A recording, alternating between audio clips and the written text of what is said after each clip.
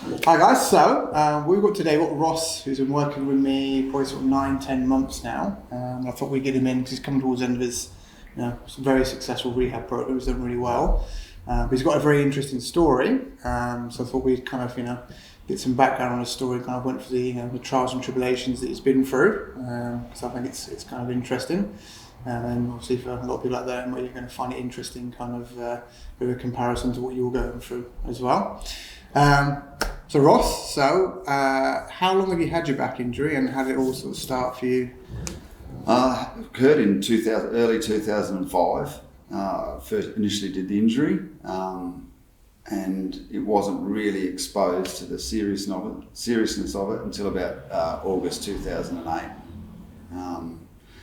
So I did it in a training accident in the gym. I had a cable come off a pulley doing seated rows. I was in full extension, and it sort of jolted, it opened and shut the spine. I had a disc rupture at L5S1, and then I had two bulge, two above that. Comedy of errors. It happened on Easter Thursday, which here we are today on Easter Thursday, but it happened on Easter Thursday. So by the time I actually got in front of a doctor, it wasn't until Wednesday the following week, and by that time I was sort of getting, working my way through it, and I was quite fit at the time, so that enabled me to master a lot of it, and I managed to get through light duties for about 4 to 6 weeks. And then slowly, but I always had this niggling problem that kept reoccurring and coming and going for the next probably 18 months. And as my core strength slowly wasted away, the back issue got more and more severe. So I think then when I went and had further tests, scans didn't really show too much. Then I started travelling. I was in Darwin at the time, so I started travelling to Melbourne to a place called Metro Spine and having branch blocks put in the facet joints. Then I progressed. I had a radiculopathy where they cut a path through the disc to try and reduce the size of it.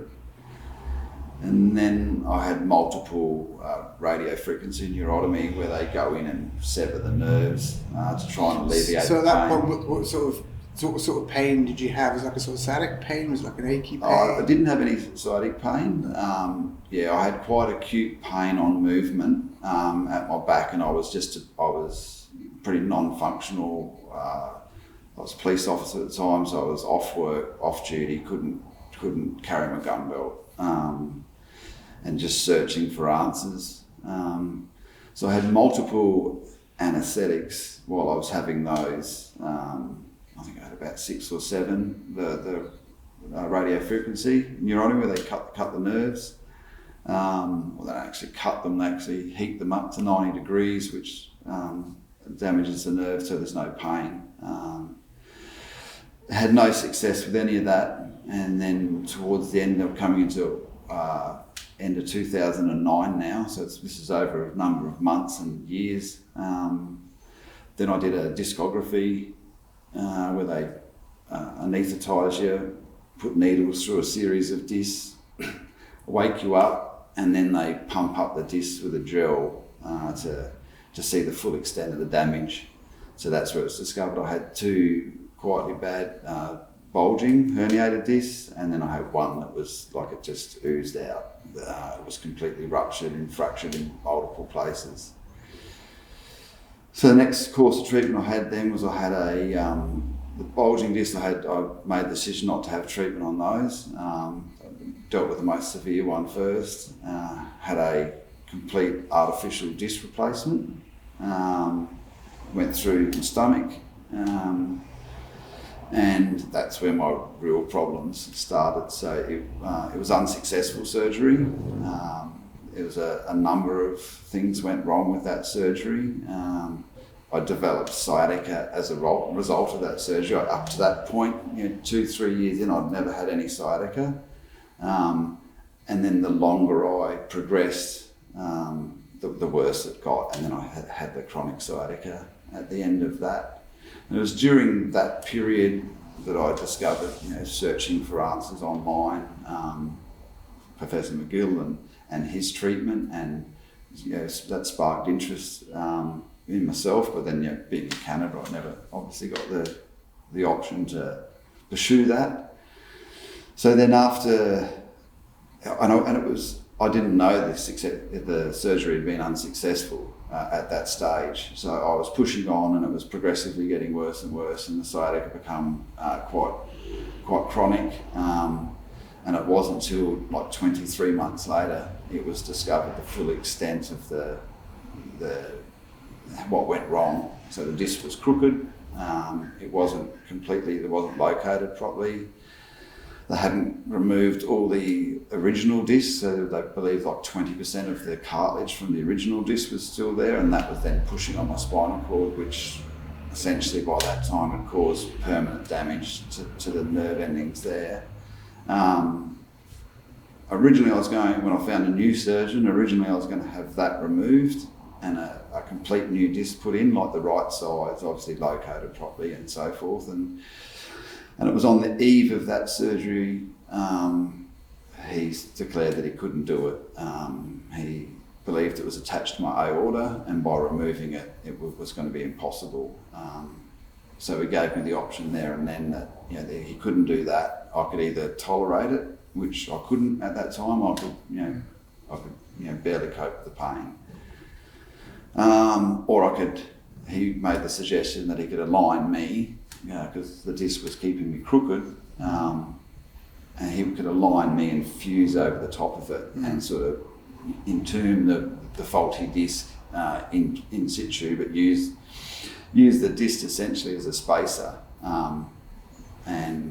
and fuse. So I said, "Can you do it tomorrow? Like, I can't take this anymore." So we progressed and did that surgery the next day, and I got instant relief because he decompressed the nerve. He took all the disc out, or the original disc, not the mechanical, but the cartilage that was still pushing on my spinal cord. He alleviated that, and so progressively over the next sort of weeks and months that alleviated a lot of the pain, the ongoing, but the sciatica didn't disappear at that. And the surgeon believed that he wanted to leave it a period of time and see if my gait corrected itself, because it was like some 6 mil off centre, so it wasn't a little bit off. So he said, but so I pushed on and did my rehab, and the back pain alleviated significantly, but the sciatica was still there. So that was and then I had multiple cortisone injections to try and help me get through that period, and hope that it would sort of resolve itself without any more surgical intervention. I wasn't keen to have any more surgery at that point, but the sciatica just never left. And then he offered me the option of fusing my sacroiliac joint, which I did in February 2014, and that significantly reduced, because as well as fusing it, he decompressed the nerve, and the sciatica was significantly reduced at that point. And then I could sort of function. I could do things with my family, go to my children's sport and different things, and I was still very restricted and very careful with how I conduct myself. I could never get back into exercise. I did like a mild rehab type exercise, but I never got into what I would consider exercise, training in a gym and being quite, functional. So, but I was quite content that, with the previous years that I'd had, I was quite excited at that. But then I still had these flare-ups. A lot of times from an insignificant small task. It didn't have to be anything great. Sometimes just sitting in the car too long, wrong position, sleeping wrong. But usually, if I did anything overhead or leaning backwards, and I could have a flare-up that could last anywhere from a week to 6 weeks, that sort of put me non-functional again, where I was, couldn't get out of the house. And probably one of the biggest things in all of this, throughout all of it, is that sleep deprivation, because could never sleep. At one stage before my sacroiliac fusion, I got down to where I'd sleep 20 minutes, maybe 2-3 times a day, and a lot of times that was in a chair because I couldn't get comfortable leaning backwards. These flare-ups came and went for 6-7 years, and it was just something I managed.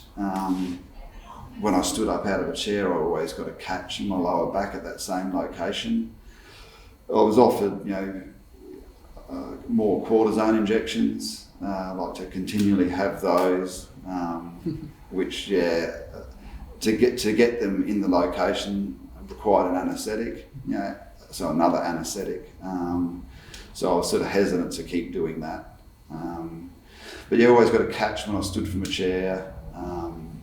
Sleeping, laying was always quite difficult, getting in the right position, and prolonged driving. Anything really, so sit for half an hour, I wanted to stand. I stood for 20 minutes, I felt like I needed to go for a walk, and after that I wanted to lay down. So it's that sort of constantly changing, and obviously with day to day intervals of life, you can't sort of live like that where you've got to constantly change. And that's where I explored, had a flare up in April last year, about April last year. And usually when I had my flare-ups, it's when I'd sort of go searching for alternative treatments. But throughout all of that, I'd had physiotherapy twice a week for some 13 or 14 years. And late 2020, I commenced my third different lot of exercise physiology. So I found myself, this time, my previous 2 lots had been one-on-one, but this time I did some one-on-one and some class situations, and it was just prior to my flare-up in April last year.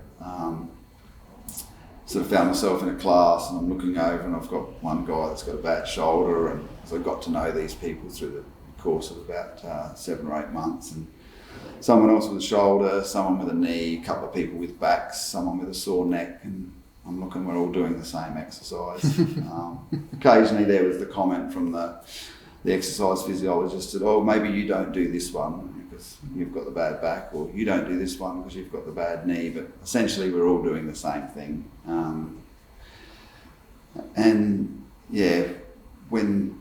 When I did the one-on-one stuff, it was more specific to me and my back, but it was very fast, cookie cutter. I think if 3 of us lined up with bad backs, we would have all got the same thing.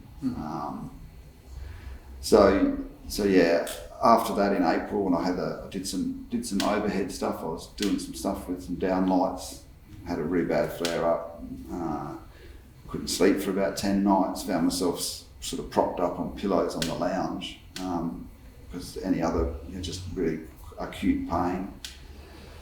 And then I always found myself searching for alternatives, and that's when I went looking back for Dr. McGill, and that's something popped up there, and then I searched, and then I found your information, and then I watched all Brian's YouTube and everything, and in saying this, in all the different facilities I've been in, the back pain and the rehab facilities and whatnot, you inevitably meet other people that, everyone tells their story. And I can honestly say at that point, I'm I don't know how many years in, 13 years in, I'd never really met anyone where I've went, yep, that's what I've got.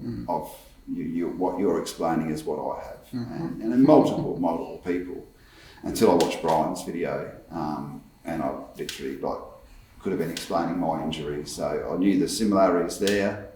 The information I found at 2 o'clock in the morning, Brian was in Bondi.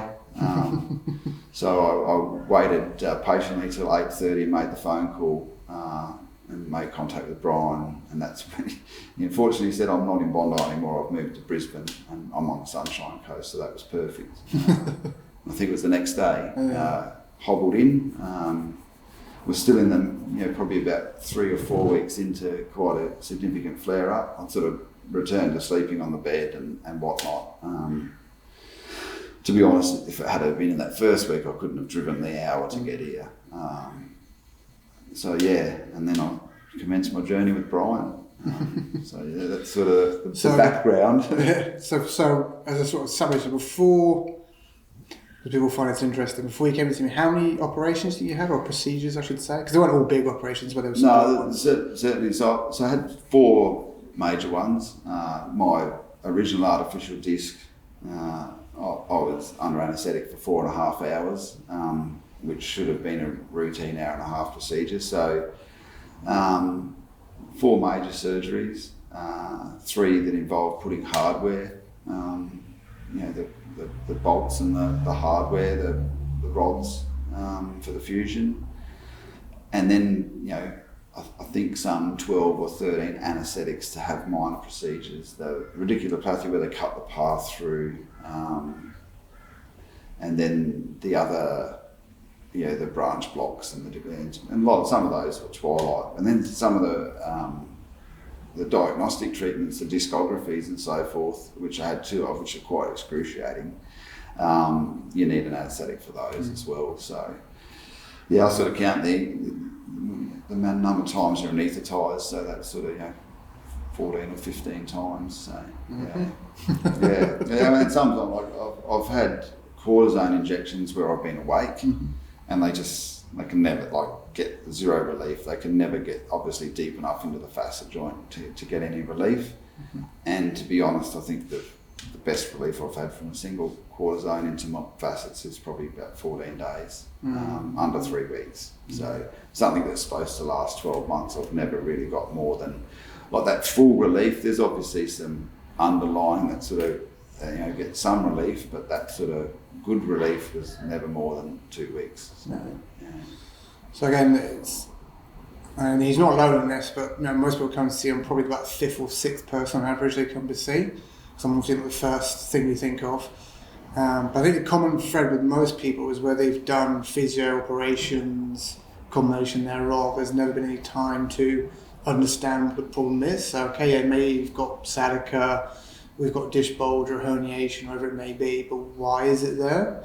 So obviously the first thing we did when Ross came in was, you've got back pain, you've got issues going on, let's do some provocation tests, let's understand why it's there. So if you've got disc damage, why are those discs damaged and the other ones are fine? If you've got sciatica, why is the sciatica there? What's creating the problem that's causing the sciatica? So it's all about having that bit of investigation first of all. So I was looking back for your notes because I actually forgot on your first program how many things you were sensitive to. So I've had here obviously common sitting for long periods, which is fairly common for a lot of people. But also you had some issues standing as well, particularly if you dropped your head. So that's a sign of a neural overhook going on. The good thing was though for him on day 1, just learning to brace a little bit helped, and that's not always the case with some people. But if you can kind of get that, at least there's a strategy there to start helping the back from day 1.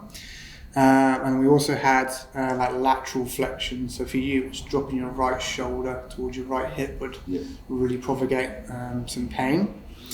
And then we also had a positive test on the heel drop, which tells us there's an unstable joint in there as well.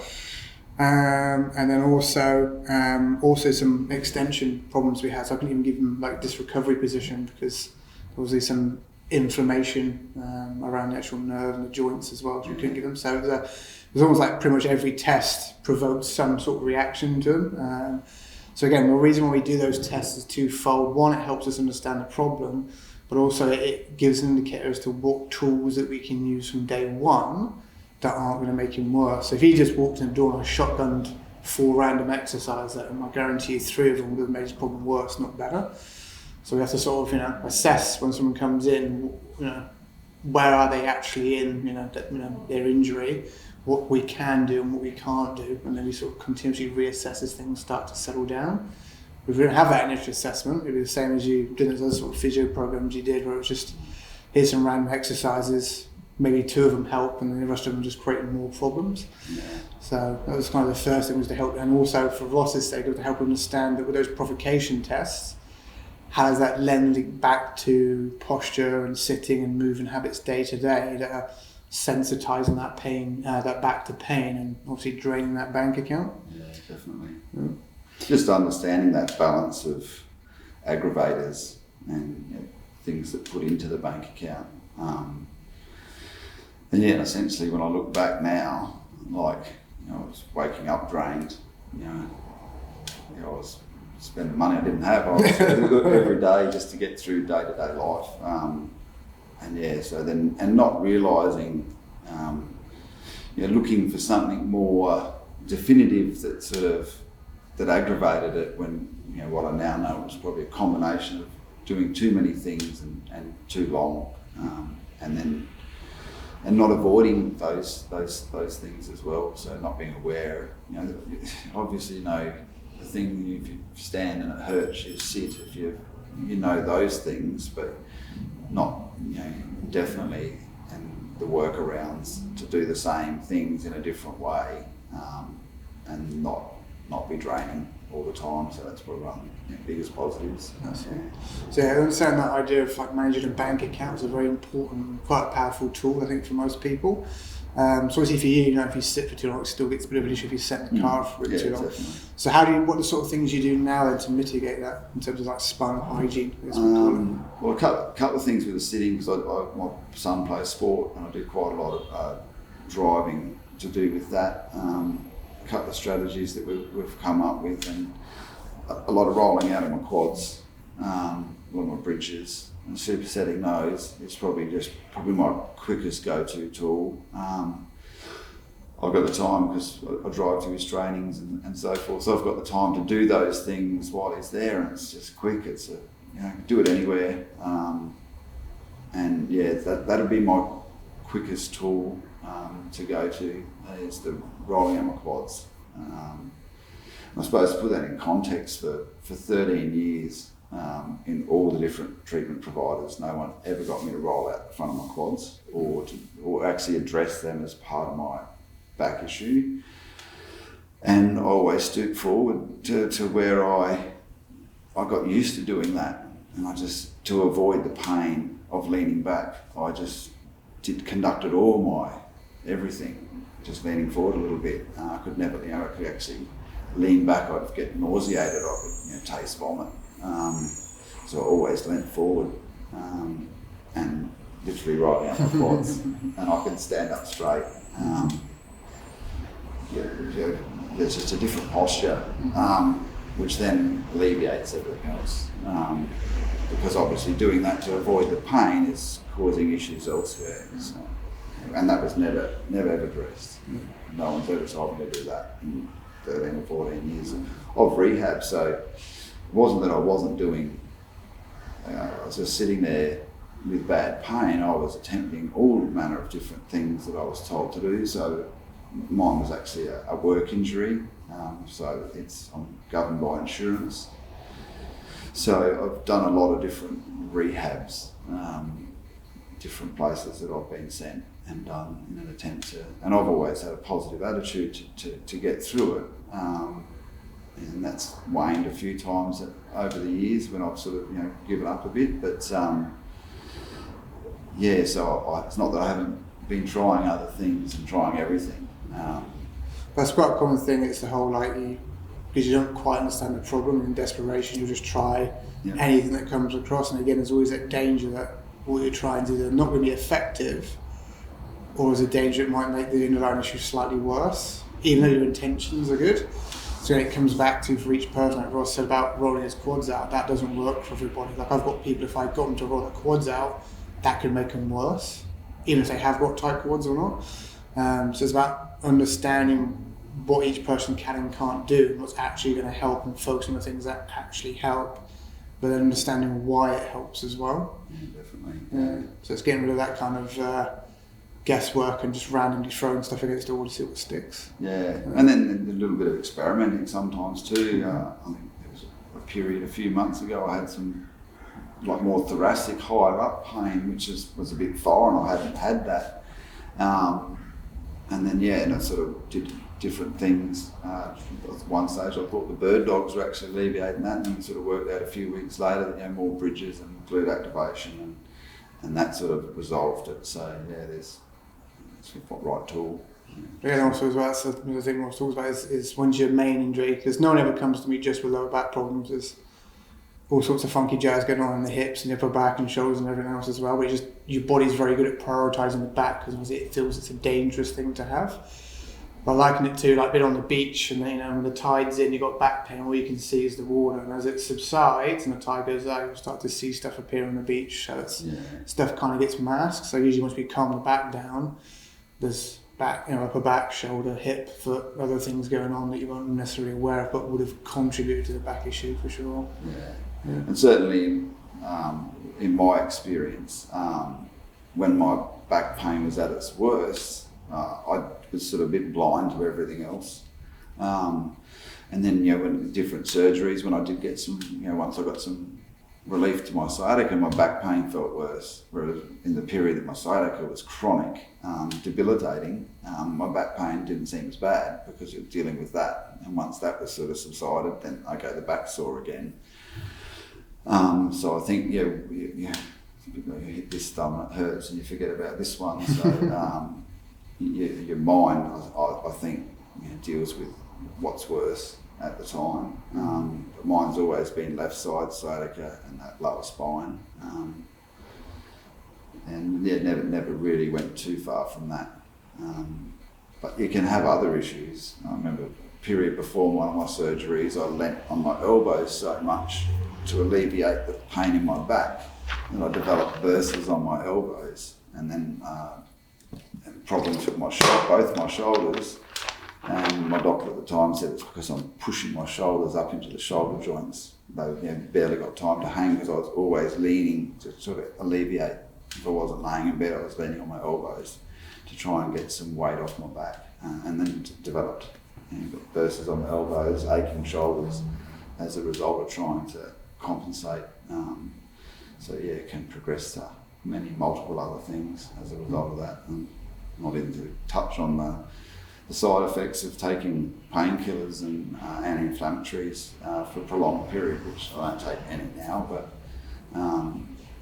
there's numerous other things that lead to that. So it's can be quite a complicated thing once we put everything in context. That's why if you do your testing, let you know what's going on. It also gives you a priority order as well. But again, as you go forward, like Ross says, you've got to constantly reassess as you go and just adjust, because things are going to change a little bit anyway. But you've got to just constantly keep on top of, are we actually getting the desired goal of managing that back, or is something starting to creep back in again? And what's changed? What do we have to change to keep it kind of going in the right direction? A bit on top of it. Yeah. Okay. So if you think, going back to sort of when you first started with me, what do you think was the first thing or the sort of difference you noticed with coming here versus some of the other programs that you've done? The precision. The precision in which, or the assessment, which wasn't done in the first, it was done in the first block over the 12 weeks. So there constantly was things that the assessment continued and okay, we've got to be careful doing this, and as we worked out those aggravators. So I don't think anyone's ever, in any of my rehab, has ever told me not to do something. It's always do this exercise, and do this. But there was never that, okay, you've got this as a result of this, and to avoid those movements and things to avoid those aggravators. So there'd be that, and then the exercises that we did do, and I'll be completely open in saying that I haven't done too much with Brian in 9 months, that I haven't, most things, 80-90% of things I've seen in some way, shape or form with physios, exercise physiologists, trainers that I've worked with over the years, but just never had the right precision to do them. So do them precisely, the right cues, and I think a couple of times especially in those early days, I had a few moments where I was trying to master, especially the Girl Big Three in the early stages.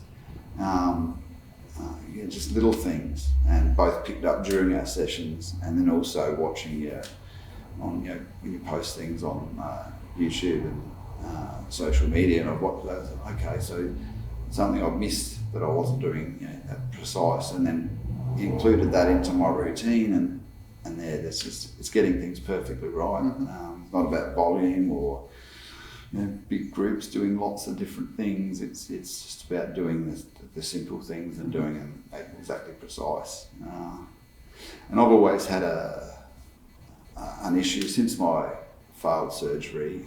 I've always struggled to know when I'm straight or when I'm right, when I'm laying. It's like my balance is off. Prior to my corrective surgery, I couldn't even stand on one foot. I didn't have the balance. I was flapping around, just trying to go onto one foot. But even laying, and I'm sort of getting used to my body now that I can get myself in better positions. That sort of can throw you out. But when it comes to those initial treatment, the early stages, it was the slow progress, the precision, and the aggravators, reducing those. The first session I learned to get up and down off the ground.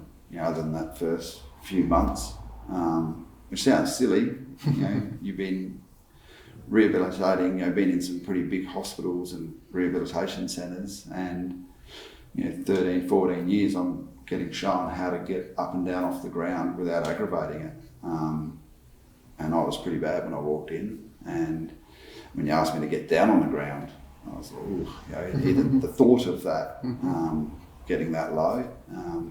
Just the simplicity and the precision, and to this day, did my exercise this morning. I got up off the ground the same way. It took a little while to lock that away for myself, that I don't sort of twist or turn, and that, but just those simple things, and that's just less money you're taking out the bank. That's it. So the big thing is, I said earlier, if you get your head around, you understand your aggravators and you're managing them well, you afford you one half the battle. But then it also gives you more bank balance then to spend to do the rehab exercises, because even like my Girl Big 3, it's low level, but it does take a little withdrawal on that bank account. So we need to make sure there's plenty in there to get through the exercises, but then also enough to recover, and you can still move for the rest of the day. There's no point trying to do exercise and you can't move for the rest of the day. So. And just the slow progression, I've found with a lot of other things. Like for me personally, you're in an insurance system, tick the box, we'll approve 10 weeks, and we're going to fit everything into 10 weeks, and it's not a one size fits all. Sometimes you need to peel it back and go a bit slower, which I certainly learned after all these years, in the last 9 months, just the slow, and to jump around a bit too, like you can go back to level ones when you need to, and don't have to do the same thing every week. It depends.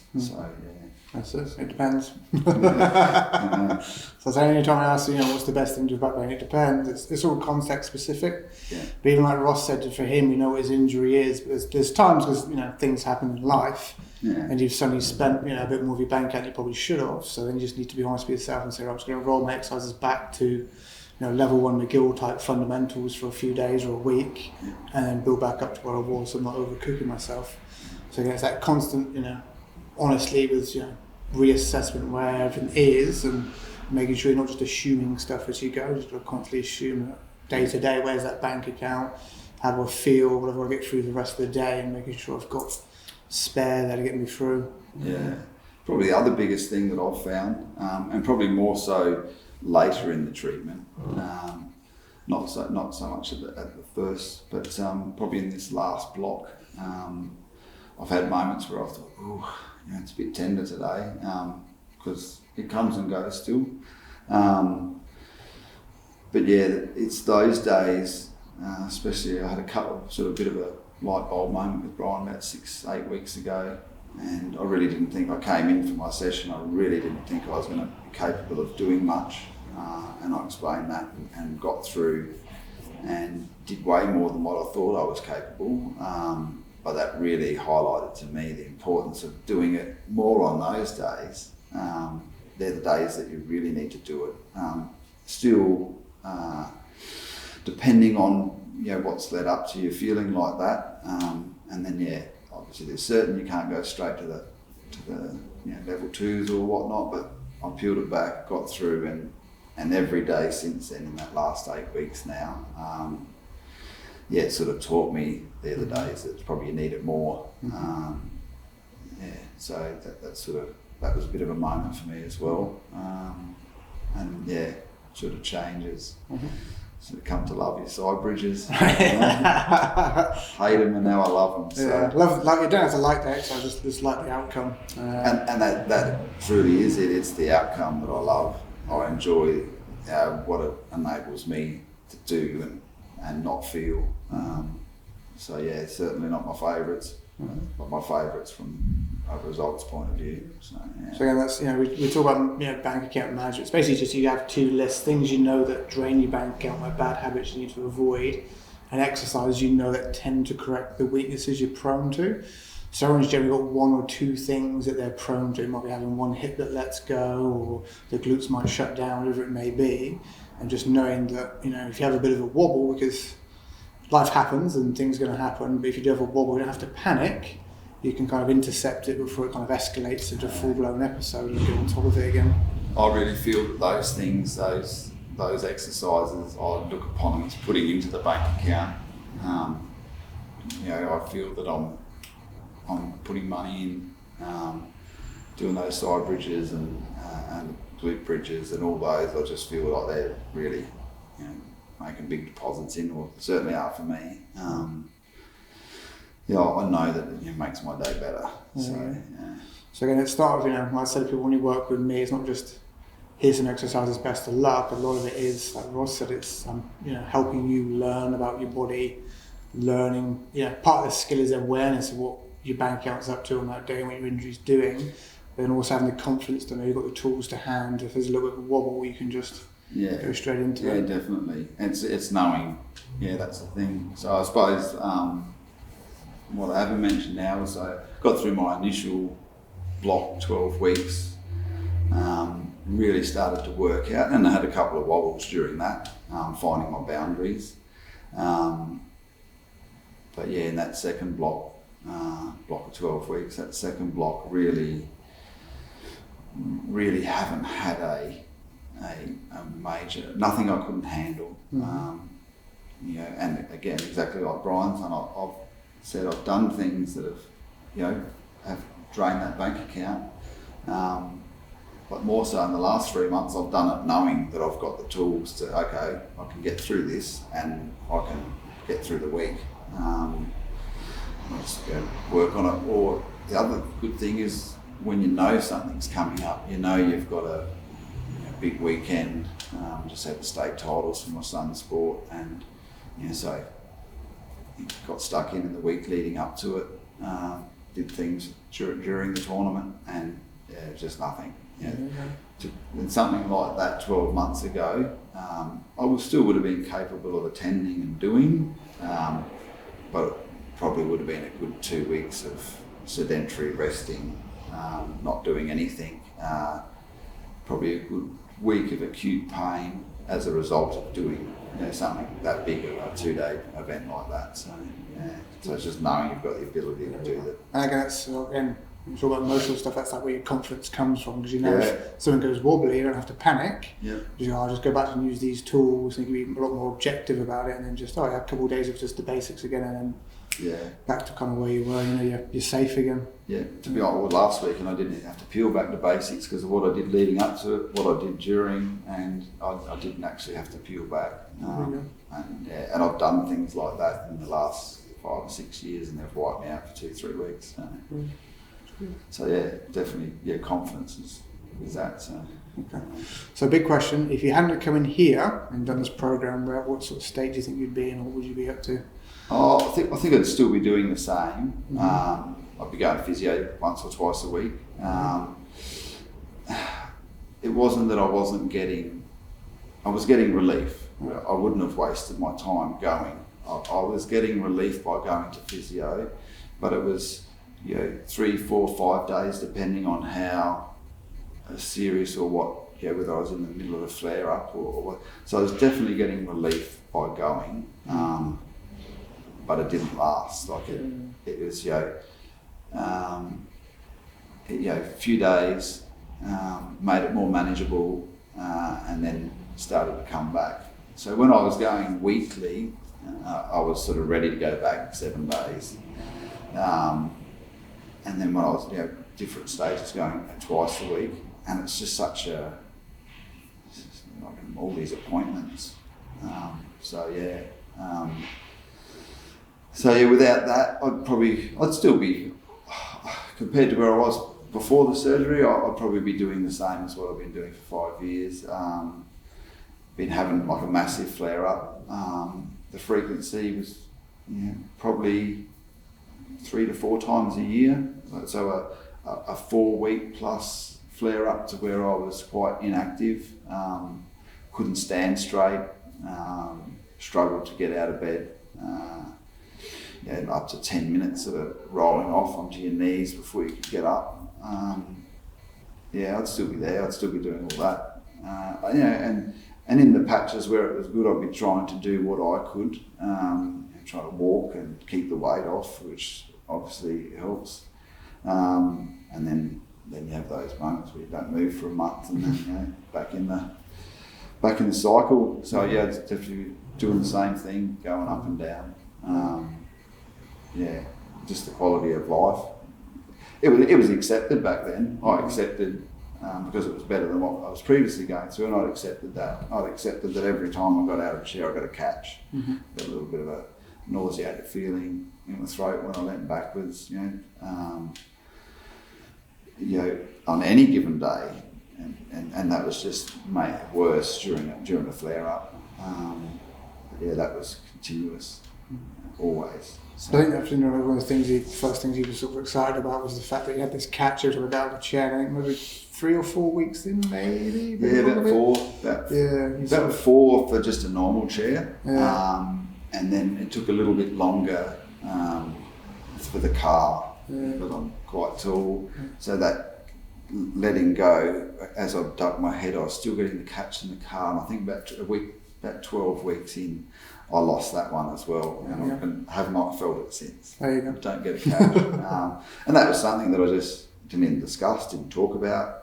If I had treatment, I didn't talk about. It was just something I accepted. That was something that I was left with, and I just thought that would be forever. I just didn't. And I didn't come here thinking to get rid of it. That's probably why I was so excited about that. But there wasn't something. I thought that's something, that's the mechanical damage. That's it's something to do with what they've done during the surgeries, because I woke up with it in 2010 after the failed surgery, and it's never gone away as now. But up until then, it hadn't gone away, so I accepted that. So that was some 12, 11 years. Every time I stood up.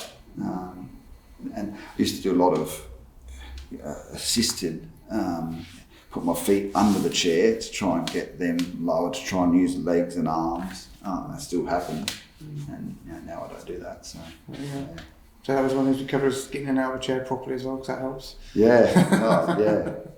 All those things. But I actually think it seems stupid and obvious at the time, but as far as your bank account, your back cares about it, is that you've withdrawn the back account and sensitize your back to pain or not. So again, it's about how you brush your teeth, how you sit in the toilet, how you get in and out of a car seat, how you get in and out of a chair, how you walk in, how you stand, how you sleep. All those little things really that help you or hinder your progress. Yeah, well, and that's, you say that's a really good comment. Like, I am 6'5", so I can get taller chairs that I used to find more comfortable, but toilets. It's not an activity you can avoid, and they're low.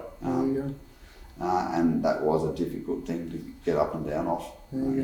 So part of that is, you don't have to do it in as a back sparing way as possible, but certain things like that, you have to do it, and whatever you do, it's probably going to take a small withdrawal. So the idea is if we've done a good job the rest of the day managing the bank account, there's plenty spare then to get us through the things we don't have a lot of control over. It's not going to put you into overdraft or cause a problem. And that's essentially where I was at. I was running out doing the essential things, they're just in the normal. And of course, life, those things, that was it. I had nothing left after that. Which is not the case anymore. So Okay, so do you have any advice then for people that might be in a similar situation to you, or was you on a bit of a treadmill of kind of endless physio kind of treatments and getting a little bit of success but not quite cracking it? Yeah, I think that's the thing, because you do get that bit of relief and you're at a loss for what to do, you can tend to continue. If you got none, like I said, I wouldn't continue. Because there is that little bit of relief, but I always search for other things. So I did things medically, tried acupuncture and other things outside of that, a number of different things. I did yoga, I did Pilates, I tried all different manner of things over the course of that 13 years. But just nothing compares to that precision, that understanding. It's just doing it properly, and you're just never going to get that in a group class. And that faith, you have that faith in the medical system. When I had my first surgery, the first physiotherapist I met at the hospital in Melbourne asked me to do something, and I said, I can't do that. And she said, why? I said, because I've got 30 stitches in my stomach. And she sort of looked at me puzzled and said, I thought you had surgery on your back. Why do you have stitches in your stomach? I said, because that's how they got to my back. And so you have that assumption that you're in, quite a big flash facility that everyone's, and for me, I actually articulated that, said I can't do that. So for someone that wasn't confident enough to say that and attempted to do things, you could be doing things like day 2 after surgery that could aggravate things because of the faith you have in the system, and that someone knows exactly what they're doing, which I've learnt is not the case. I'd summarise that as it's the person, not the qualifications, important. Yeah, definitely, yeah. And I've had some, really good treatment providers, that physiotherapists, exercise physiologists, that have helped, but to a degree, like it's a lot of it's short-lived. It's around. Yeah, it's a rotating door. Yeah. And unless you're prepared to accept that and that sedentary lifestyle that goes with that, you've got to explore other options. And I've always continued it. And I'll be honest, a lot of the times I did that during those flare-ups. I started looking to where it was it was hard to tolerate. So that's when I went searching for other treatments. And a lot of the times the different things I tried was something I discovered during that, and thought I'll try that. Dr. McGill, I've been following for some 8 years. And looked at I bought his book. I think we talked about this at early stages. I bought his book at a time when I was struggling physically, I was struggling mentally. I'd been retired from a job, so I had lots of things going on, and most would have been written in Chinese. For me, I bought the wrong one. It was quite medically more for practitioners, and it was a bit beyond me. And I've got a good understanding of fitness and exercise, but that was just a bit. So I sort of shelved it, and the idea of doing that a little bit at that point. I never lost sight that there was a way to train around the injury, and probably what kept me searching. And I think that probably is the case that you can, I've sort of learned that, you can train around an injury with the right help, with that precision. Like I said earlier, that precision has to be specific to you. As Brian mentioned, the things that work for me. This is not about saying what I got relief from, because that doesn't apply to everyone. yeah, certainly if you get the right person that can find the exercises for you, and that can make the difference. Don't take it out of the bank account. Yeah, avoid those aggravators. So yeah, that's probably that'd be my advice. And if you're anywhere you don't have to, you do it online. You can be anywhere, so I couldn't recommend Brian enough. And have done a number of people. And then you got to have that right person, and yeah, have the right treatment. So yeah, and don't be fooled by lots of qualifications and different things after someone's name, because I've seen plenty of those with lots of that. And the guy that did my failed surgery is quite famous on TV shows. And for all intensive purposes, I've been told that I had the right surgeon on, had a bad day that he didn't ever admit to. But yeah, he was more than qualified to do the surgery, and got it wrong. So yeah, don't go looking at the medical profession. I don't have that sort of awe-inspiring view of because of what I've now experienced. And yeah, do your research. There's plenty of evidence to support Brian's, Stuart McGill's, all that, and read up and make sure you know what you're getting for. And don't be fooled by the medical profession, is what I'd say. So thorough assessment is always the key before we start making any recommendations, surgery or otherwise. But apart from that, like I said, sum up was back pain's not for life, but exercises. Yeah, definitely. For sure. So be like Ross, just get your head down, be prepared to face the problem head on, understand your problem, and then going forward, then you can always manage your back pain yourself going forward. Yeah, and the independence that gives. So that's what you asked earlier. That independence, being able to manage myself. I don't have to go to physio twice a week. I don't have to go and do classes where I'm, which not everyone would. But yeah. That independence of knowing, okay, how to be a bit of a slip up, and knowing that I can fix it myself, which I've really only gained that confidence in the last 12 weeks. If we were wrapping this up 12 weeks ago, I don't think I would have been of confidence. I've had a few moments throughout this last 12 weeks where I've really and I also know that I can always come back, but that independence. So, for those people out there thinking you have to just come and see Brian and see someone for long periods, you can also, which would be ideal. I'd love to. I like that accountability and all the things that come with that. But that's not something that everyone can sustain. But yeah, you will become independent if you have the right mindset. And yeah, that's probably the best thing of it all. So it's the knowledge and education, I think, is the most important thing. To understand how things apply to you and why they apply to you. And then going forward, it's knowledge is power, as they say. Knowledge is power, definitely. Well, good, mate. Well, thanks for the interview. All right, no, thanks you. For that. Thanks for everything. Just one last thing, just God save the Queen.